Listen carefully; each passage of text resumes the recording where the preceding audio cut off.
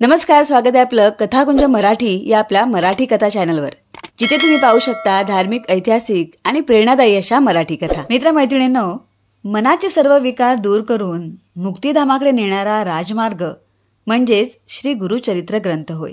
आज आपण या पवित्र ग्रंथाच्या 19व्या अध्यायापर्यंत येऊन पोहोचलो आहोत। तरी अजूनही तुम्ही या अध्यायांचं श्रवण केलं नसेल तर आजपासून नक्की सुरुवात करा आणि गुरुसेवेमध्ये रुजू व्हा।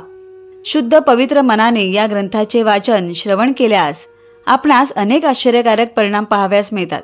ह्या अध्यायांचा अखंडपणे लाभ घेण्यासाठी कथाकुंज मराठी या आपल्या चॅनलला सबस्क्राईब करा, म्हणजे चॅनलवर अपलोड होणारे नवीन व्हिडिओज तुमच्यापर्यंत लगेचच पोहोचतील। सादर आहे श्री गुरुचरित्राच्या मराठी अनुवादाच्या मालिकेतील अध्याय 19 औदुंबराचे महात्म्य।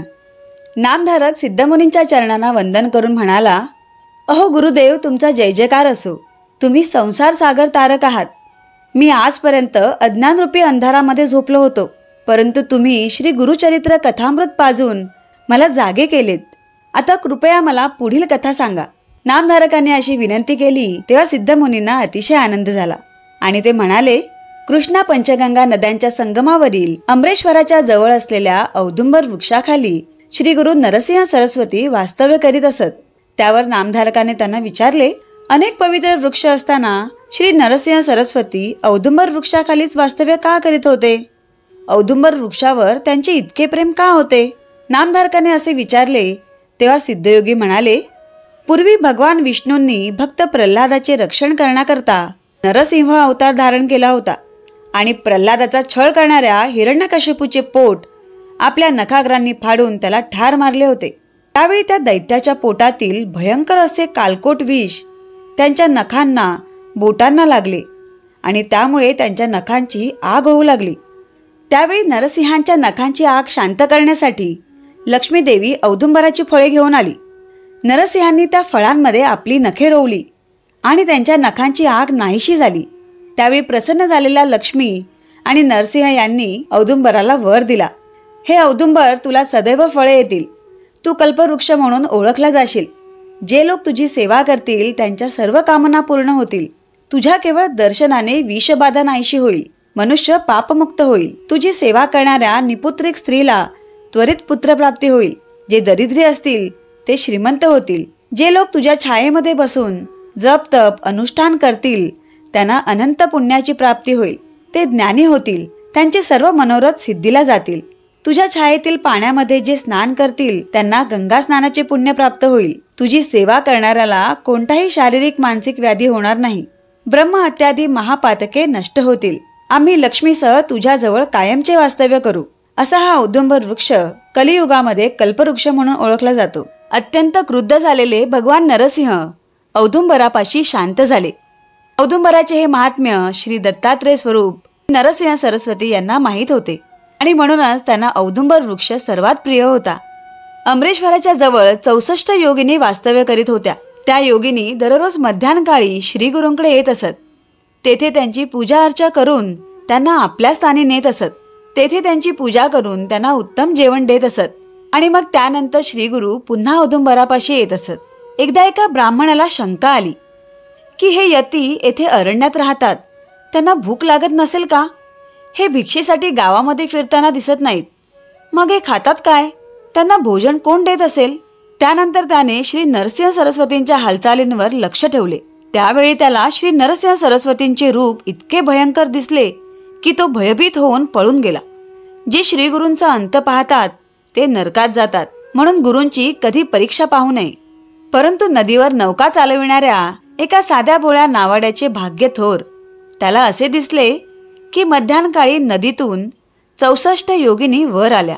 त्यांनी श्रीगुरूंची पूजा केली आणि मग त्या श्रीगुरूंना घेऊन नदीच्या प्रवाहामध्ये शिरल्या।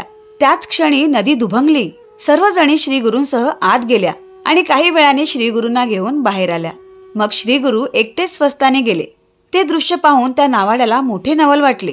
दुसऱ्या दिवशी पूर्वीप्रमाणेच योगिनी आल्या आणि श्रीगुरूंना बरोबर घेऊन नदीच्या प्रवाहामध्ये शिरल्या।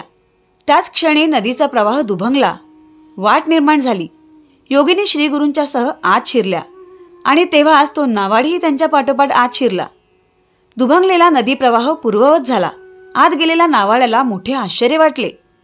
तेथे त्याला इंद्राच्या अमरावती समान वैभव संपन्न नगर दिसले. त्या नगरामध्ये रत्नखचित गोपुरे होती. श्री गुरु तेथे जाताच त्या नगरातील लोक आरती घेऊन त्यांच्या पूजेसाठी आले. त्यांनी श्री गुरूंना एका मंदिरामध्ये नेऊन उच्च आसनावर बसवले आणि त्यांची यथासांग पूजा केली. पूजा झाल्यानंतर त्यांना उत्तमोत्तम भोजन दिले. भोजन झाल्यावर श्रीगुरू बाहेर आले. त्याचवेळी श्रीगुरूंचे त्या नावाड्याकडे लक्ष गेले. त्यांनी त्या नावाड्याला विचारले, तू येथे कशासाठी आलास? तेव्हा नावाडी त्यांना हात जोडून म्हणाला, स्वामी, मी तुमचे दर्शन घेण्यासाठी आलो आहे. तुम्ही साक्षात त्रैलोक्यमूर्ती अवतार आहात. जे संसार मायेमध्ये अडकले आहेत त्यांना तुमचे स्वरूप समजत नाही. या संसार सागरामध्ये बुडणाऱ्या लोकांचा उद्धार करणारे तुम्ही साक्षात त्रिमूर्ती श्री दत्तात्रेय आहात. ज्यांना तुमचे दर्शन घडते त्यांच्या इच्छा पूर्ण होतात, त्यांचे इहपर कल्याण होते.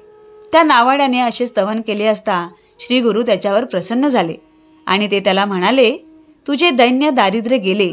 तुझ्या मनामध्ये ज्या ज्या इच्छा असतील त्या त्या पूर्ण होतील. परंतु तू हे जे काही पाहिलेस ते कुणालाही सांगू नकोस. जर याची वाच्यता केलीस तर तुझे मोठे नुकसान होईल. आणि असे सांगून ते नावाड्यासह औदुंबरापाशी आले. श्रीगुरूंचा निरोप घेऊन तो नावाडी आपल्या शेतामध्ये गेला. तेथे त्याला गुप्तधन सापडले. त्या धनामुळे त्याचे दुःख दारिद्र्य नाहीसे झाले.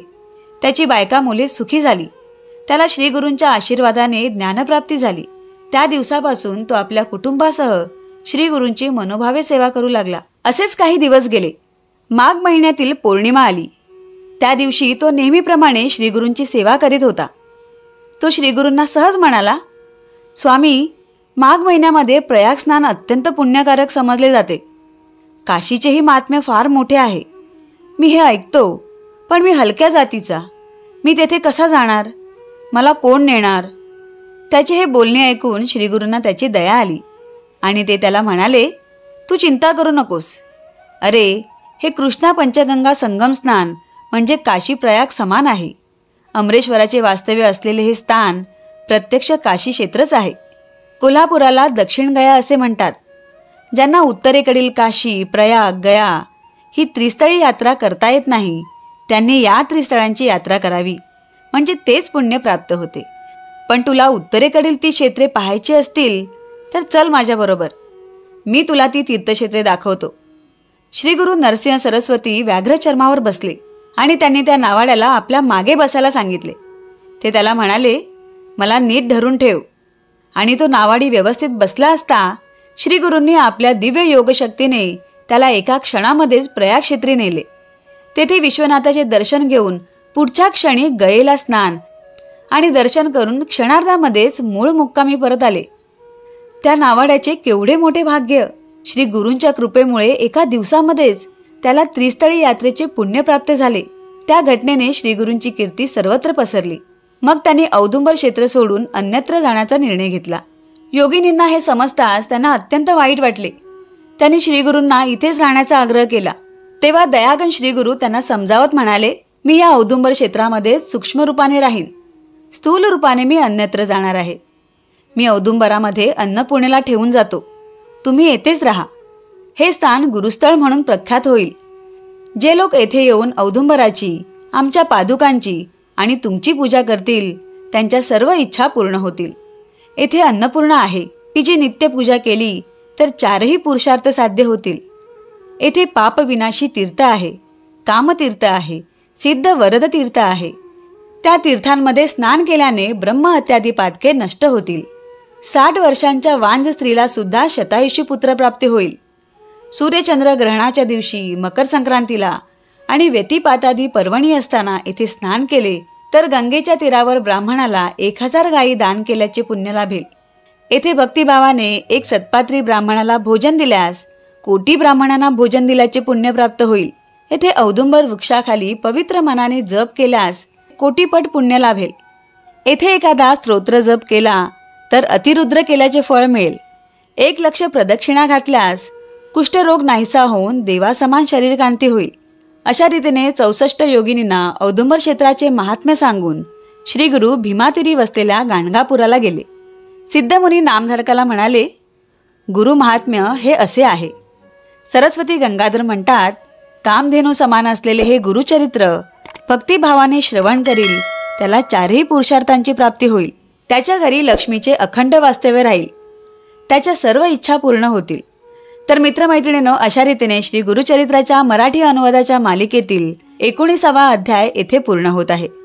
या अध्यायाच्या श्रवणाने पठणाने भाग्यवृद्धी होते, सद्गुरूंचा लाभ होतो, त्रिस्थळी यात्रा पुण्य लाभते. त्या नावाड्याप्रमाणे आपल्यावरही श्रीगुरूंची अखंड कृपा राहावी यासाठी कथाकुंज मराठी या आपल्या मराठी कथा चॅनलवरील यापूर्वीच्या 18 अध्यायांचाही जरूर लाभ घ्या. तसेच पवित्र अशा श्री गुरुचरित्र ग्रंथाच्या अध्यायांचे हे व्हिडिओज जास्तीत जास्त दत्तभक्तांपर्यंत पोहोचण्यासाठी इतरांबरोबर शेअर करा. पुन्हा भेटू श्री गुरुचरित्राच्या 20व्या अध्यायासह. श्री गुरुदेव दत्त.